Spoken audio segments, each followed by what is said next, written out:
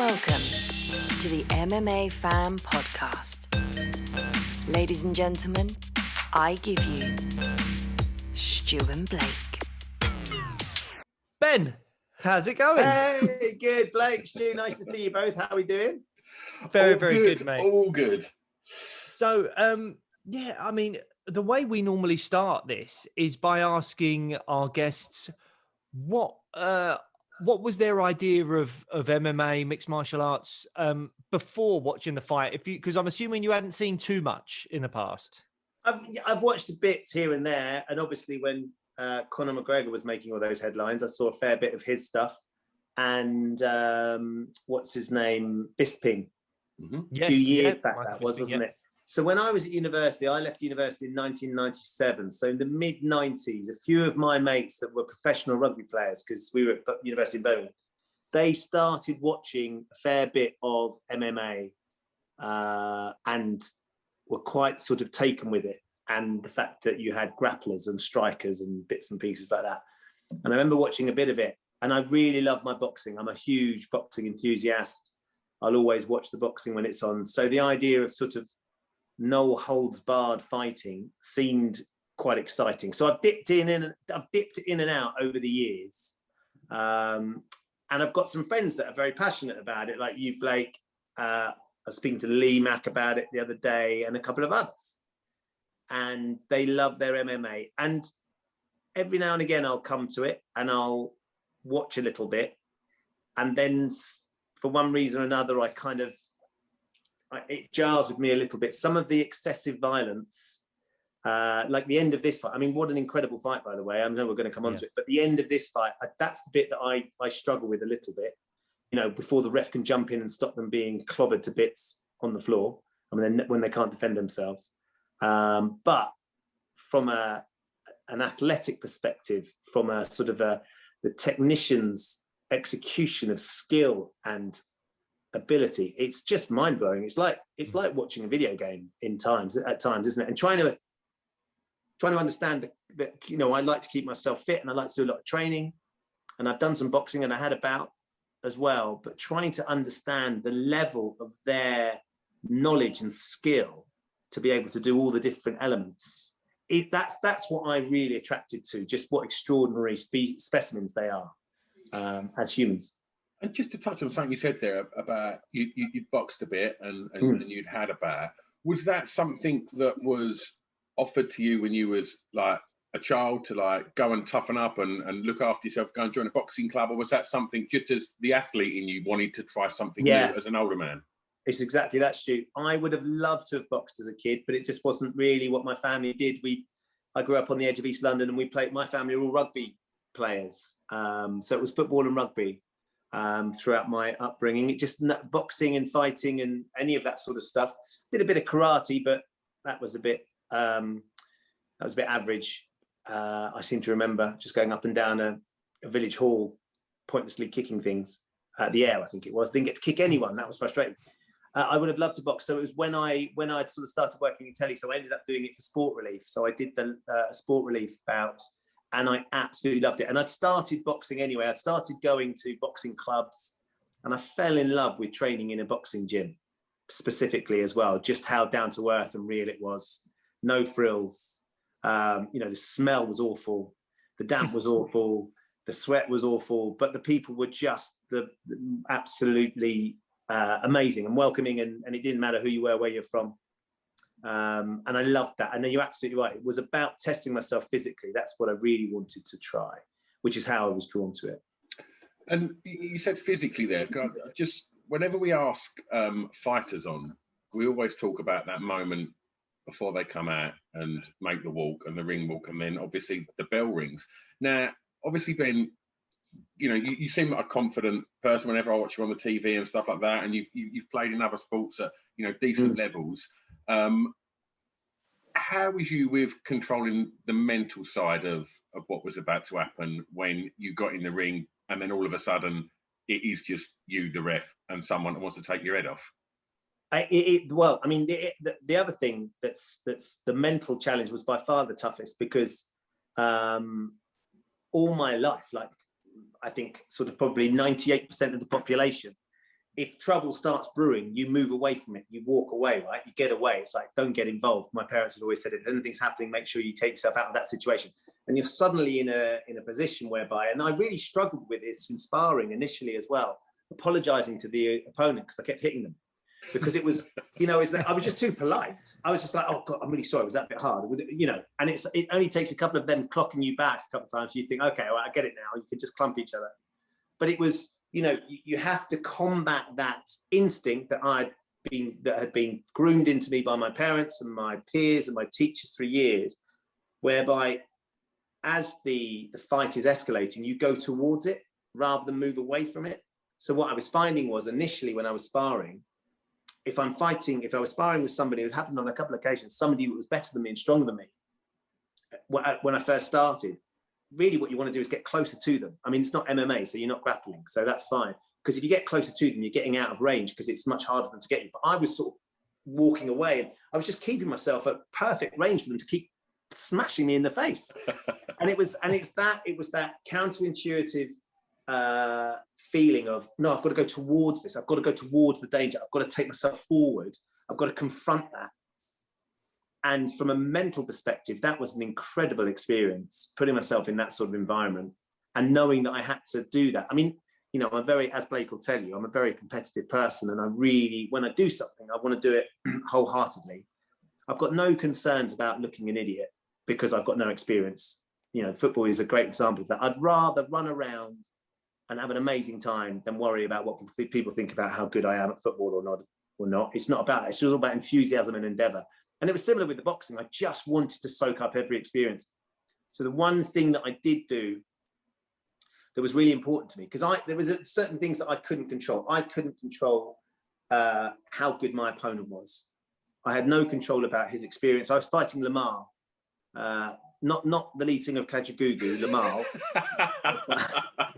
I was fighting Lamar, who I knew very well actually, and sort of, you know, had interviewed many times over the years. So, but I couldn't control anything about how fit he was, his boxing experience and all those things. The only thing I could control was how fit I was and how much I wanted it. And I knew that I would undoubtedly want it more than him and I would be fitter than him because I wouldn't leave anything to chance because they were the things I could control.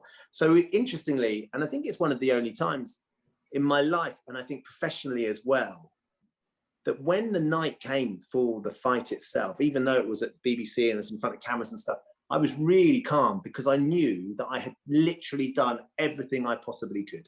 There was nothing I hadn't done. I hadn't sort of backed out of a training session. I hadn't done the run first thing in the morning. I hadn't not looked after my diet because I fancied a little bit of something. I took it really, really seriously, like really seriously, because I wanted that experience. It's a little bit like us with soccer, Blake, isn't it? You want the experience. I know we're playing at it, but you want the experience of feeling like the professional athlete.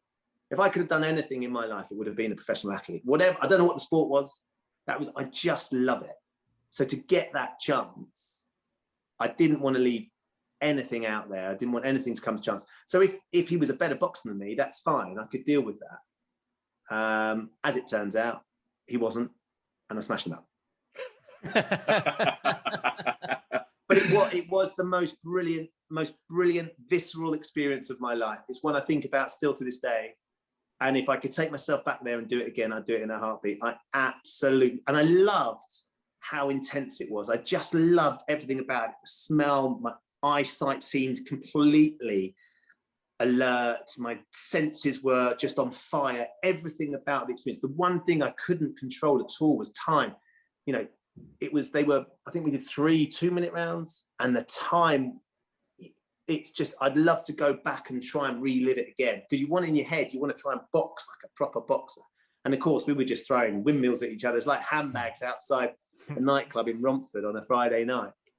But it was just the most remarkable experience. And then I didn't stop boxing for a long time after that. I never had another bout, but I didn't stop boxing because I thrived in that environment. I really felt like I was pushing myself out of my comfort zone, making myself confront certain restrictions that had been put on me because, you know, we grow up in a life whereby, you know, you are polite to people, you respect people, you don't go towards danger and you don't find confrontation. And it wasn't suddenly like I was walking along the street trying to offer people out or anything like that.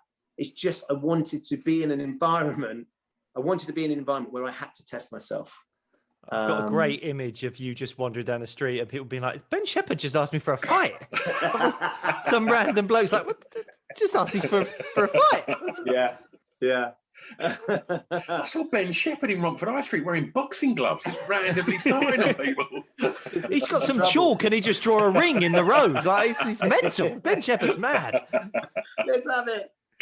I mean, you talk about the complexities of like wanting to get in closer, to get out of range, but you can't help but want to get on the back foot, jab, and move away from that, and that's I totally agree. That's a natural way to approach these things. So just to move it now back onto MMA, not only are you just, as you said, your vision was like completely on the money, and you've just got these two hands to worry about. When they get in the octagon, their legs are being kicked, their heads being kicked, their body's being kicked, they're being elbowed, they're being kneed, and then that's without even worrying about being taken down. Yeah. And so it's just so many more elements. Yeah. Kind of process, and I think this fight demonstrates so many of them elements. And yeah, Blake, do you want to introduce the listeners the fight that we're going to talk about? Yeah, well, we've got Cub Swanson versus Doo-Ho Choi. I think it was UFC 207. I know it took place in Toronto, and you can really hear the crowd at points. It really what we've had. I mean, I don't know, because if you're watching a lot of boxing at the moment, Ben, I don't know if you're having a similar thing, but with the UFC and MMA in general, the majority of the fights over the last year or so have been to no crowd, which has been fascinating in some ways. Like here in the corner. Hearing the fighters talk to each other has been pretty special at times. But also, one of the amazing things that's happened is in a couple of incidents, we've heard fighters hear the commentary, and that has aided them in getting a victory. There's one or two of them that have thanked one of the commentators, who's also an ex-champion, because he said, I overheard him talking about what he was doing with the wrestling, and I slightly changed my approach to that. And the commentator had to sort of apologize, but he said, I can't do about it. He said, my mind's a cheat code. What can I do? So I think it was 207. I'm not 100% sure, but I think it was 207. And oh my God, what an absolutely fantastic. It's one of, if not my favorite fights, because it's got both the determination and that kind of the durability of some of the other fights we've done, Stu, like the McDonald Lawler fights, but also it's got just such technique. That's with the featherweights and all that. You've got the speed, the technique of what we had in maybe the Adesanya Gastelum fight as well. I mean, it just has absolutely everything. And I think also until maybe the last 30 seconds of the third round, that fight is up for grabs. Yeah, I really think it's flowing back and forth, and it's up for grabs until the last 30 seconds.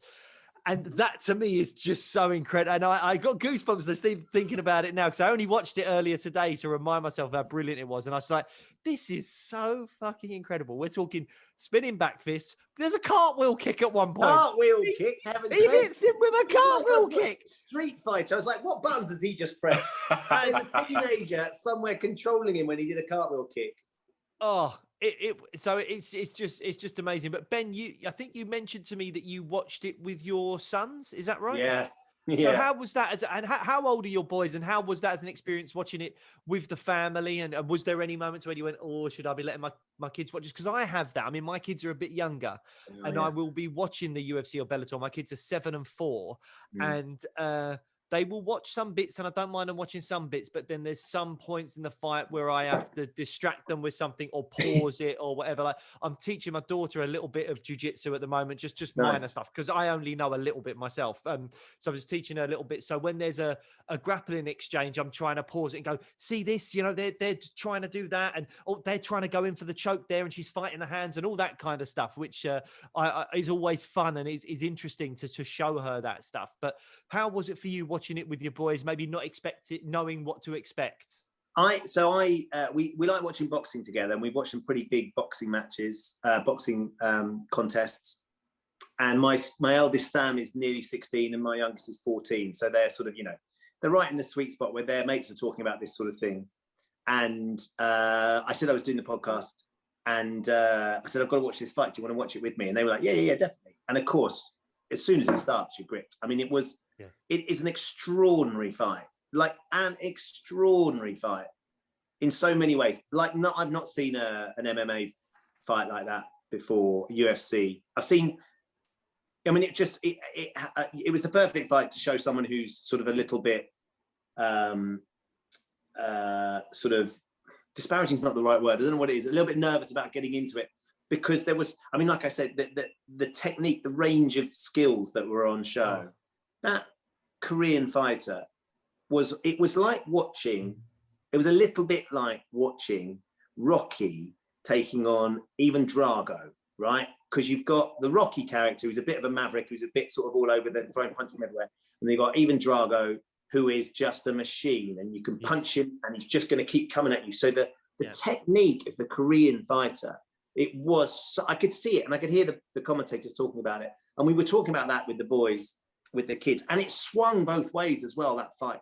I mean, I don't know what that Korean lad's chin was made of. I can't believe he was still stood. And the other fella, Cobb, was all flair and skill and, you know, throwing punches from all over the show. And the boys really enjoyed it. But there is a moment every now and again where it's just so brutally graphic. Yeah. And that's the bit that I still, but the great thing is, you know, they're teenagers, so we can talk about that and say, how do you feel about that? And my eldest, who's nearly 15, is a bit calmer than the other one, although he's enormous.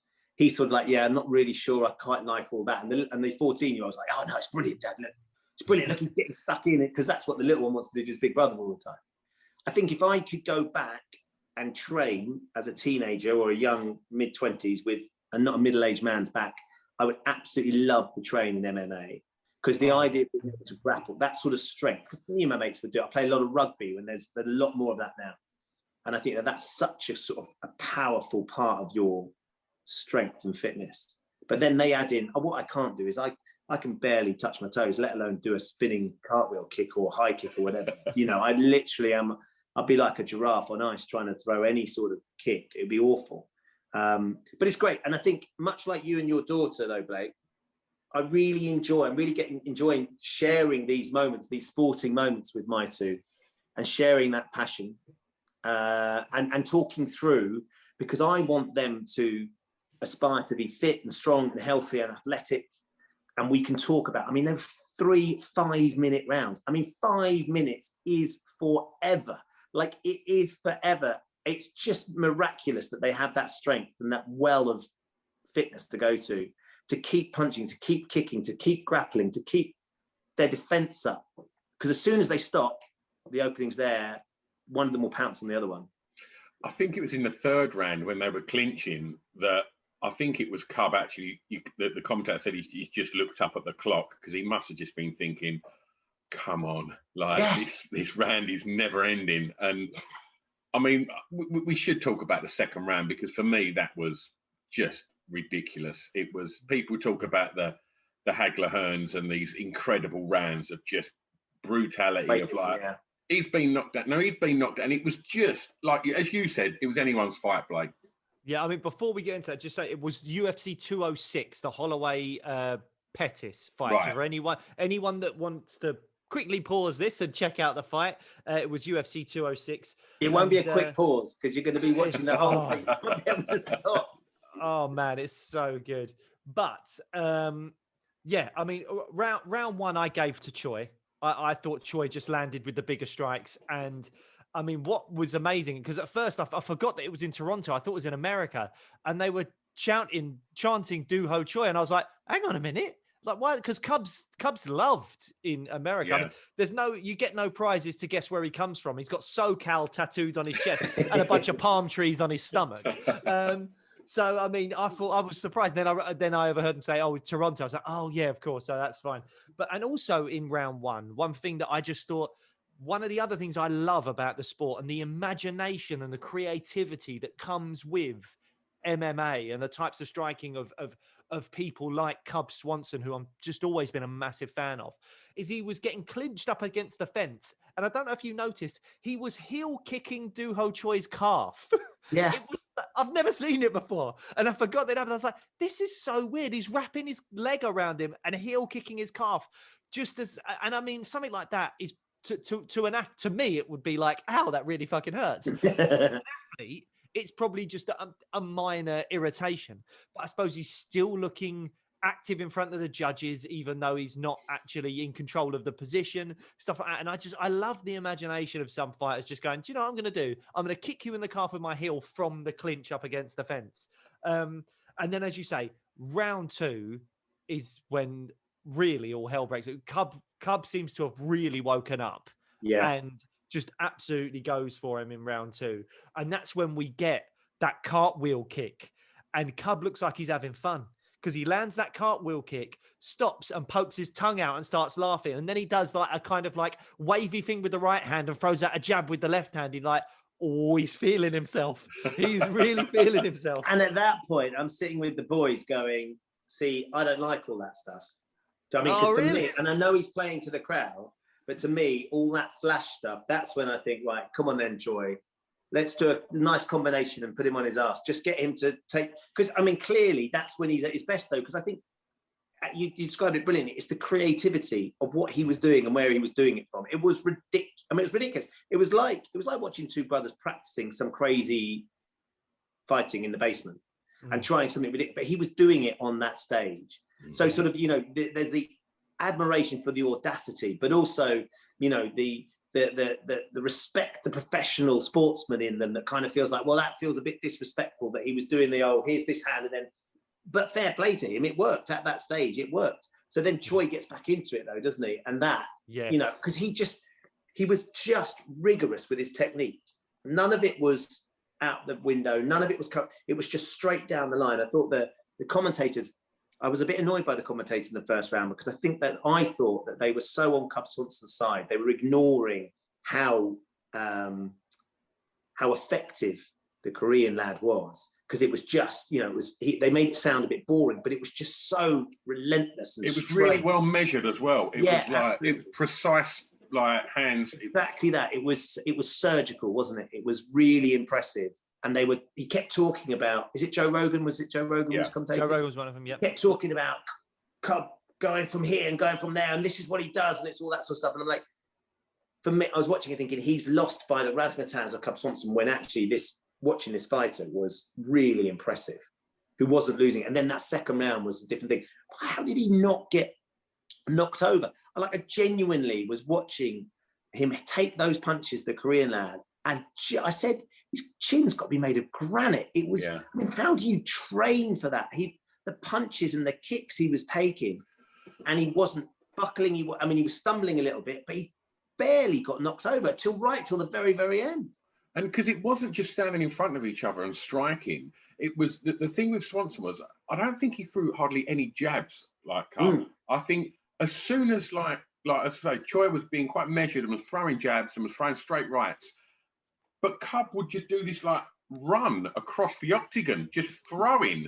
And so he was on the back foot, running backwards and being clumped, and still didn't go over. And you try running backwards being punched in the face by a UFC professional. That's no easy thing to stay on your feet with.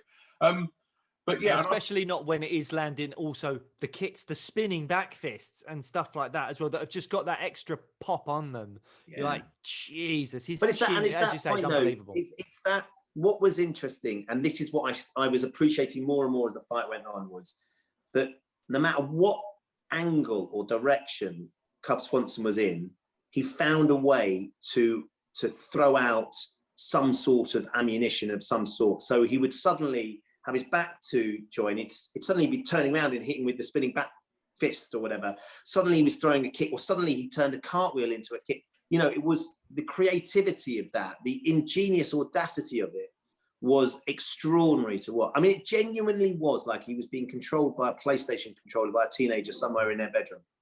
It was genuinely miraculous watching that, because I think the fights I've seen in the past have all been a bit more striky, a few kicks here and there, and they end up grappling and they're rolling around on the floor.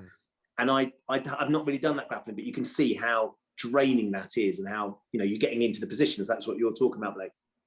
How sort of crucial that can be to sort of getting someone to tap out. But it was extraordinary. It was like watching a film, a movie, or a video game. Yeah.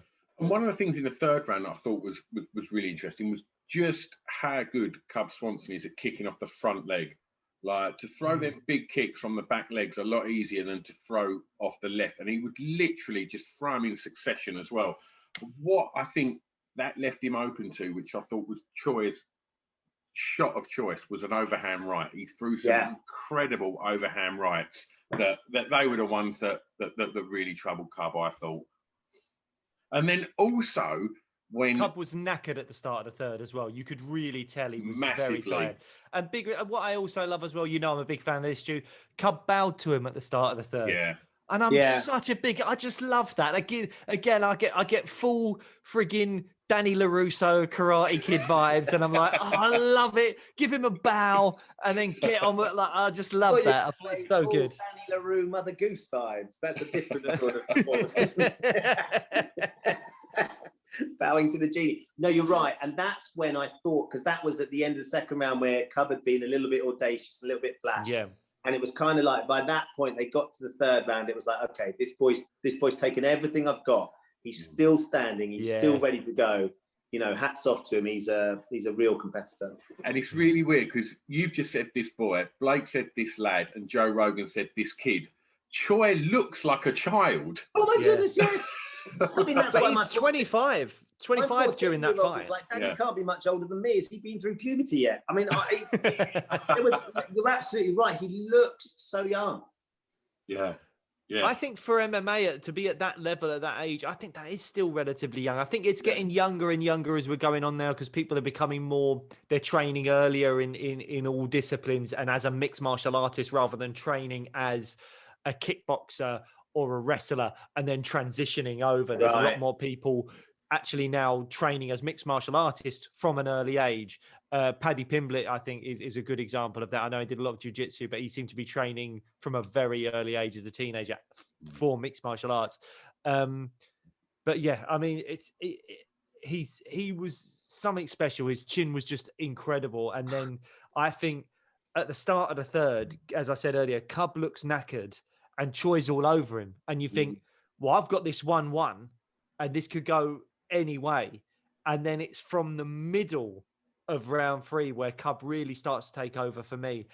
And it was, I think, I can't remember what strike landed. I think he went for another cartwheel kick that didn't quite land. But the hip toss, which is something you don't see much in MMA. Yeah. Like, you get trips, you get takedowns, you get that. But a proper, like, judo style hip toss, almost like what you'd get in like old fashioned WWF wrestling matches and stuff.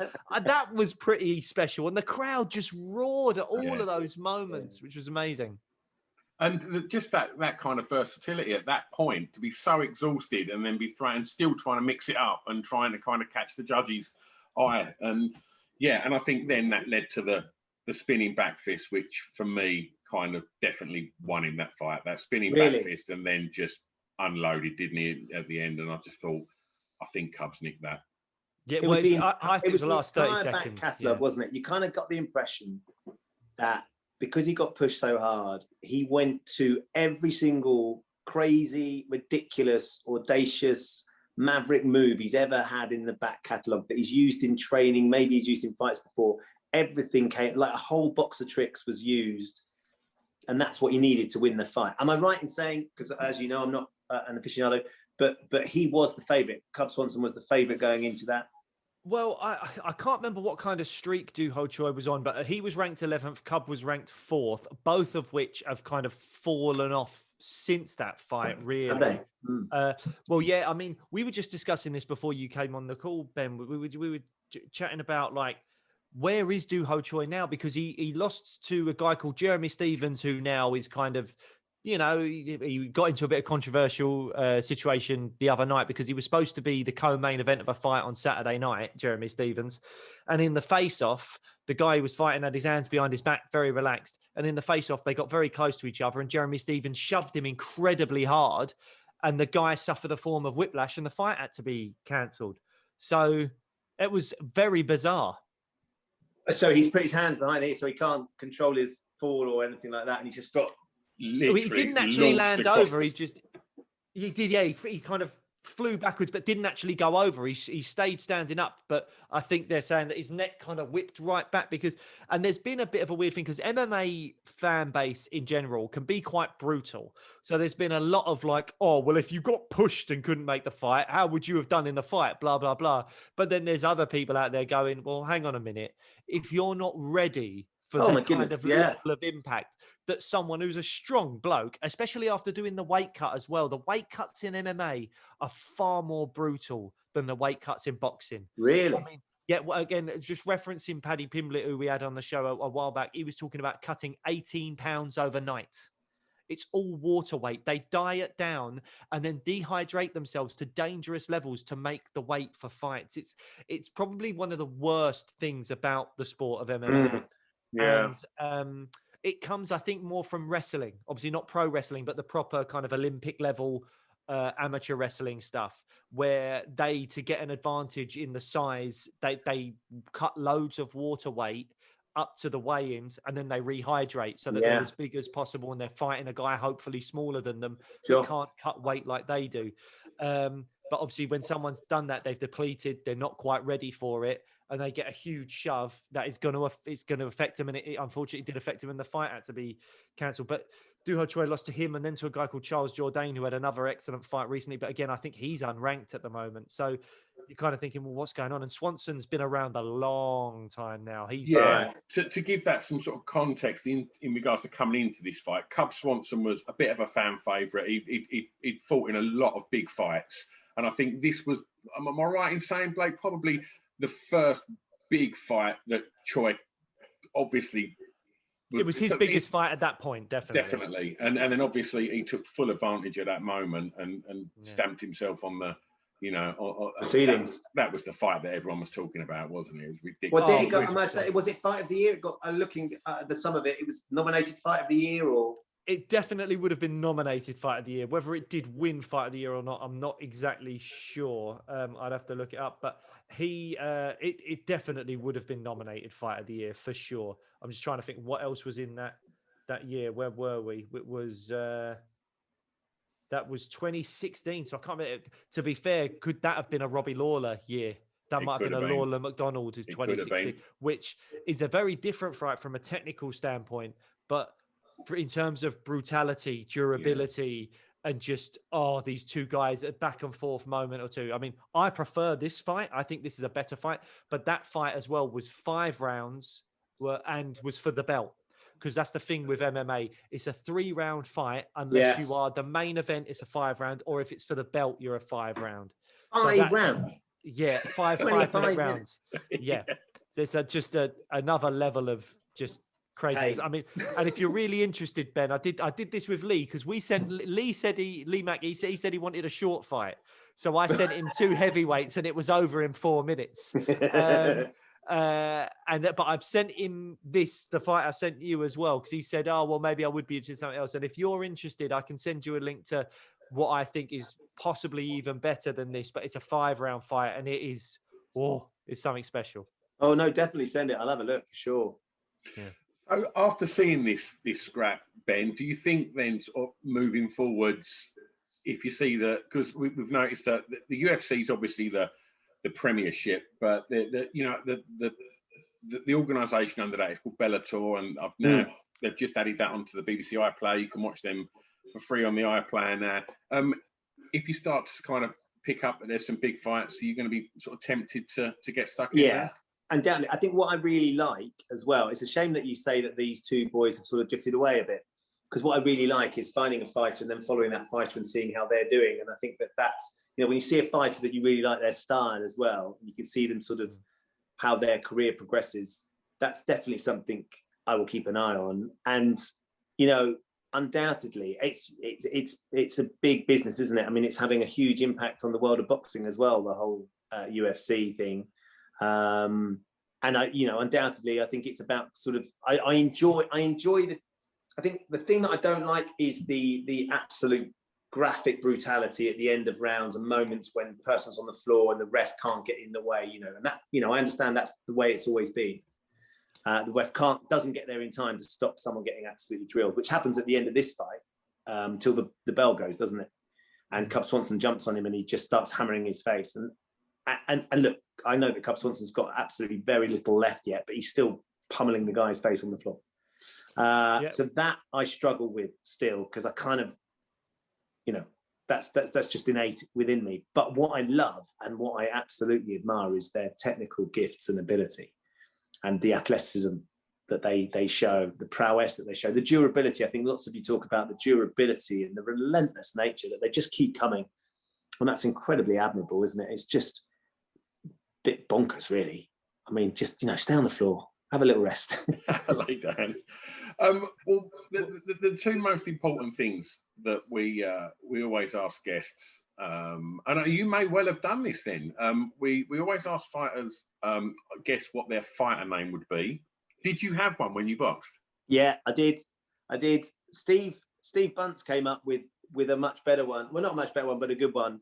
And he thought I should have been Ben What the Flock Shepherd.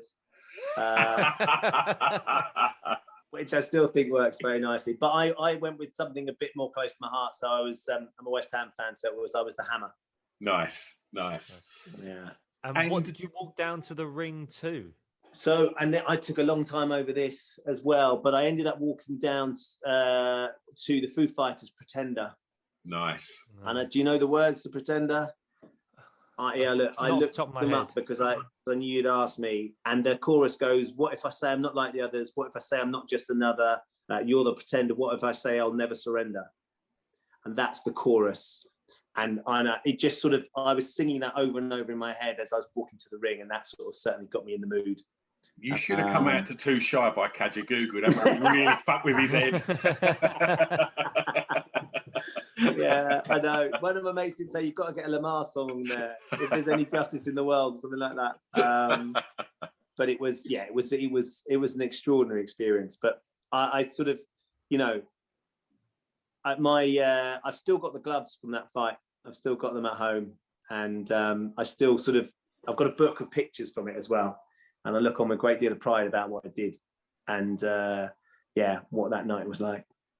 I bet that's amazing, mate. I'm slightly envious of you, to be honest. I kind of feel like that is what an incredible thing to have done, especially if you've been a fan of the sport for a long time. Yeah. And you take it so seriously in the training and work, because that's the thing for me is I'm always desperate to get an acting role where they're like, right, guys, we're going to do like a 6-week boot camp for like as if you're doing like SAS training, or come on, guys, we're doing like I don't know, some kind of mixed martial arts movie, and you've got to go and do, because to be honest, I got into a little bit, just a tiny bit of like kickboxing training, because I did a show that required me. It said in the brief, like, oh, we need to have some martial arts training. So when I got it, having had no real martial arts training, I was like, well, I'm going to get on this then. And I went down to an MMA gym and I did a bit of kickboxing and all that. In the end, I did one front kick the whole shoot. And I was like, mate, I could have probably done that anyway. But what it did do is kind of make this passion I had for the sport as a fan a kind of tangible thing to actually train in and do. And after I did that project, I did keep it going for a while. But it gives you a much better insight, doesn't it? Because suddenly you've got to massively, because we can sit on the sidelines and say, oh, why did you do that? Why did you do that? Why did you do that? That's rubbish. He's too slow. She's not doing this properly, whatever. But until you get in the ring and you get a sense of just how strategic any sort of combat sport is, you're looking for that opening. You get a much better understanding of the strategy involved, and much more respect for the skill of those people. It's, as much as we all say, yeah, you just want them there trading blows and stuff, you get those fights every now and again. The ones that I sort of really love watching are watching a fighter, whether it's MMA or whether it's boxing, whatever, slowly breaking down the opposition, finding the way to score the points they need to, and then finishing the fight. And I just think that innate skill is something that I have a much better understanding, and also the fitness as well. I mean, no matter how hard I tried, I couldn't get fit enough for it either. And that's mental. Well, one of the things we've referenced boxing a lot through this chat, and and how boxers sometimes move into MMA. So yes. We're coming off the back of a weekend which Blake really has no interest in talking about YouTubers fighting. Why are you bringing this up? What I'm interested in is, off the back of that, we saw what appeared to be quite a troubled Oscar De La Hoya saying that he's making a comeback over the weekend, and what we're seeing is lots of mixed martial artists or retired mixed martial artists fighting retired boxers. We're also seeing Mike Tyson come back and fight, Roy Jones Jr. I just wonder what your thoughts are on this new kind of hybrid of these big money events, where not so much the YouTubers, but I guess a lot of the UFC fighters are now seeing money in that. So they're all calling out this fella that fought at the weekend, and then obviously the Oscar De La Hoya thing, which was quite not very nice to see. You know, for such an icon.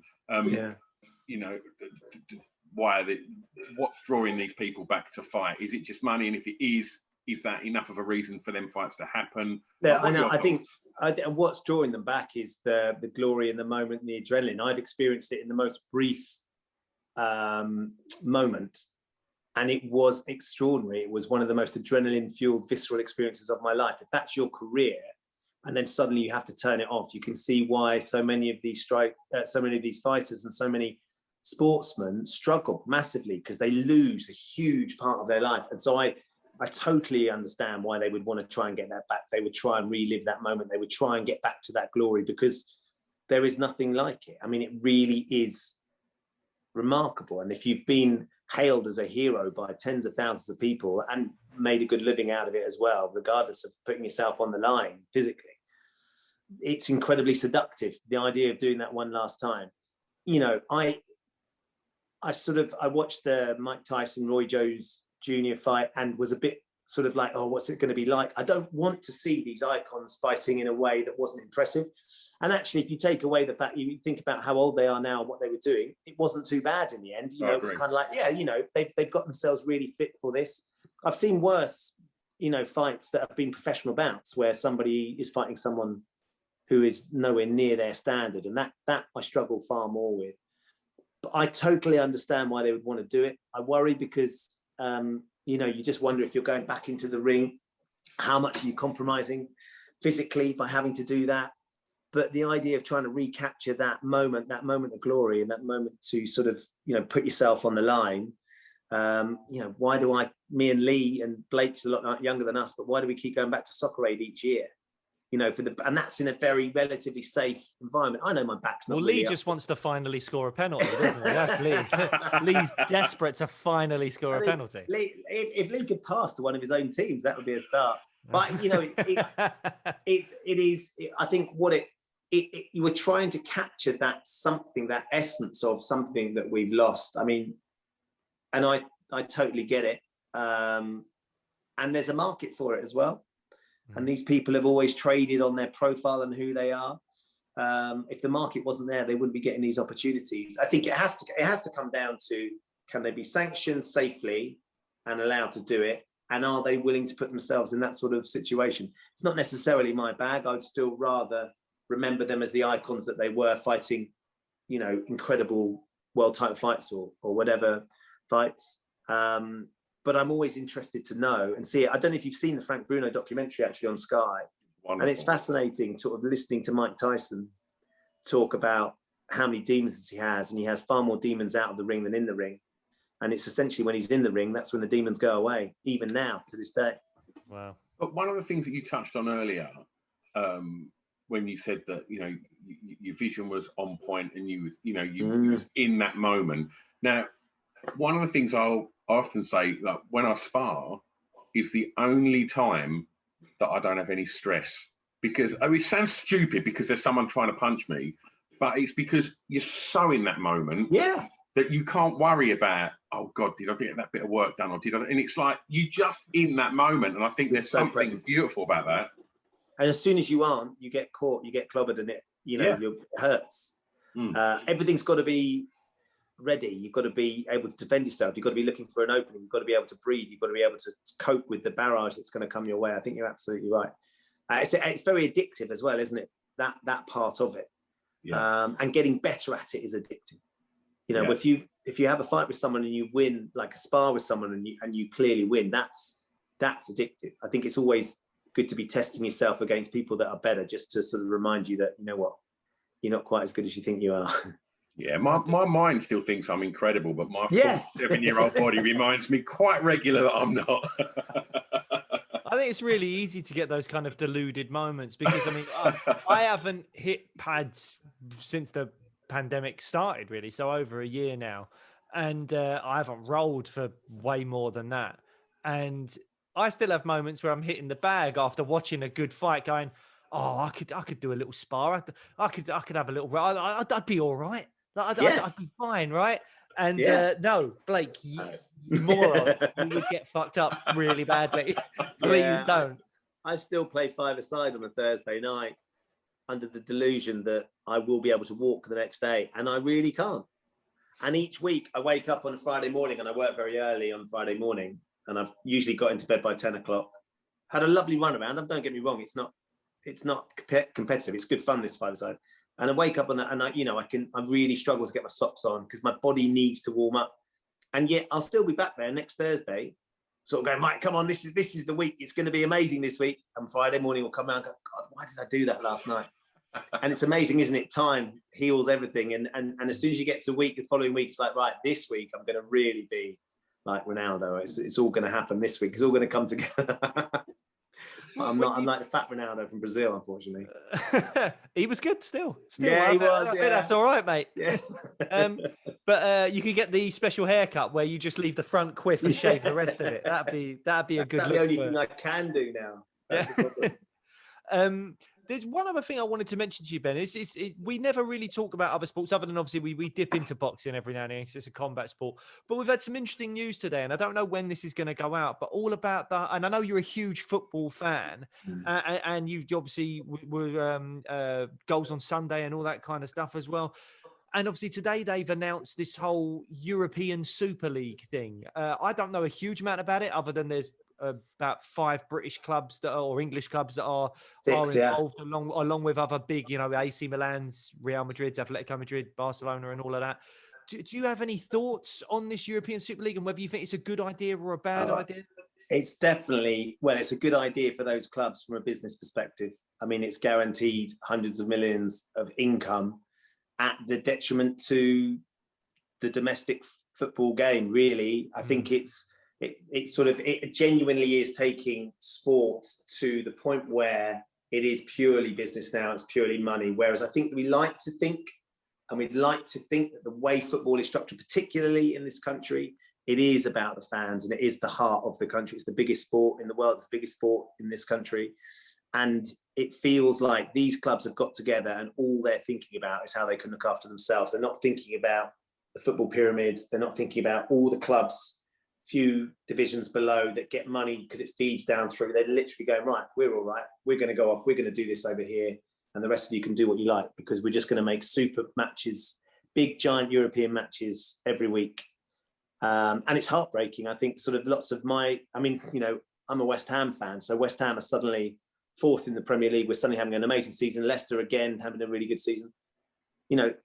2 of the clubs that aren't actually in the top 6 at the moment, and they would go to this league, and you kind of feel like it seems like a very American model, bit like a franchise, no relegation, no promotion, everybody's protected. It feels like you just get home fans at each game because why would you travel towards the end of the season if there's nothing on the line to go to Atletico Madrid if you're a Chelsea fan? I mean, you want to go and see them, but if you're going every week and there's nothing in it, it's not like a big Champions League night. Think about how exciting those European Cup nights are if you're lucky enough to be in them. I think it's really dangerous. It's a really dangerous precedent that they can set. I think the fact that the government's reacting and everybody is up in arms about it, they understand. And more importantly as well, we're just going through a pandemic where clubs and fans are desperate to get back to be in the stands. People have been furloughed, staff members have lost their jobs. And to make a big move like this, that is just about protecting themselves from a business perspective in such a sort of excessively greedy way, just really jars. Yeah. It really, really jars with sort of the essence of what football is. And football has always been very much a working class sport. I mean, obviously that's changed as the money's come into it, and we've all enjoyed the sort of the global scale of it from a business perspective, and everybody has benefited. But there's part of that is lost by this. The soul gets ripped out when it ends up becoming this European Super League. You know, who knows whether it will eventually happen, but I think that the clubs may have underestimated how the fans will feel about it, because my friends that are Spurs fans or Chelsea fans or City fans who adore their club, it wasn't that long ago that Manchester City were in League One, you know, and then they suddenly got the benefit of being bought by this family that had a lot of money. And, you know, I saw a tweet from a very good friend of mine that's a big City fan, and he said, yeah, I've gone from absolutely adoring my club, they could do nothing wrong, to really questioning why they would do this. You know, I think they've underestimated the feeling that the fans will have. And someone mentioned that, I think it was a couple of seasons ago, Liverpool raised the season ticket price. And at a certain point during one of the home games, all the fans walked out. And as soon as they did that, they changed the season ticket price. I think I might be right by saying this. And that was the power that they had. The club reacted to what the fans had done. And I think that they need to be very careful about understanding how the fans feel about this, particularly now. It's just really distasteful during a pandemic. Yeah, well, it looks like there's a UEFA are getting involved now. I just seen something flash up on my phone a little while ago from The Independent saying that a UEFA member has claimed that Chelsea, Real Madrid and Manchester City are going to be kicked out of the Champions League. I don't know whether that's actually going to happen. It's what a UEFA member has actually stated. I don't know why those three clubs have been picked out in particular, or if others. Well, they're the three. So the semi-final is PSG, Real Madrid, Chelsea, and so Liverpool, Chelsea, Man City. That's the semi-final of the Champions League. The only one of those teams in the semi-final that isn't part of this European Super League is PSG. So the other three are part of this breakaway league. So that's why they'll have said, you know, if they're going to do it, there's going to be sanctions. And that's the thing. Lots of people calling for points deductions in the Premier League. Maybe they get thrown out of the Champions League. But they need to come. It feels like they need to sort of make a serious statement. The governing bodies, the politicians, all those people need to make a serious statement, because it's been hanging around this for a long time. People have been talking about it. But PSG didn't go for it. None of the German clubs go for it, because the German clubs, I think, are still 51% owned by the fans. So the governance is different.